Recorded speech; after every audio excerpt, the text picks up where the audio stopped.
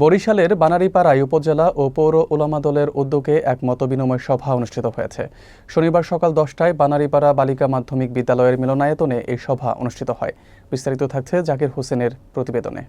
মাওলানা আব্দুল কাইয়ুমের সঞ্চালনায় এবং উপজেলা বিএনপির সভাপতি মোহাম্মদ শাহ আলম মিয়ার সভাপতিত্বে সভায় ভার্চুয়ালি প্রধান অতিথি হিসেবে যুক্ত ছিলেন বিএনপির কেন্দ্রীয় নির্বাহী কমিটির সদস্য ও উজিরপুর উপজেলা বিএনপির সভাপতি এস শরফুদ্দিন আহমদ সান্টু।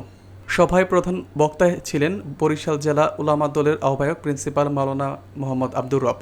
আরও বক্তব্য রাখেন জেলা বিএনপির সদস্য গোলাম মাহমুদ মাহবুব, পৌর বিএনপির সাধারণ সম্পাদক হাবিবুর রহমান জুয়েল, উলামা দলের সিনিয়র যুগ্ম আহ্বায়ক মাওলানা সাইদ আহমদ, সদস্য সচিব কারি এনায়েতুল্লাহ মাহমুদি, স্বেচ্ছাসেবক দলের আহ্বায়ক মোহাম্মদ সাইদুল ইসলাম, প্রেস ক্লাবের সাধারণ সম্পাদক জাকির হোসেন সহ স্থানীয় নেতৃবৃন্দ।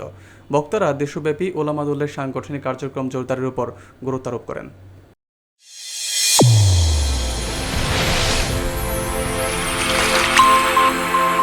চ্যানেল A1 হৃদয়ের স্পন্দন।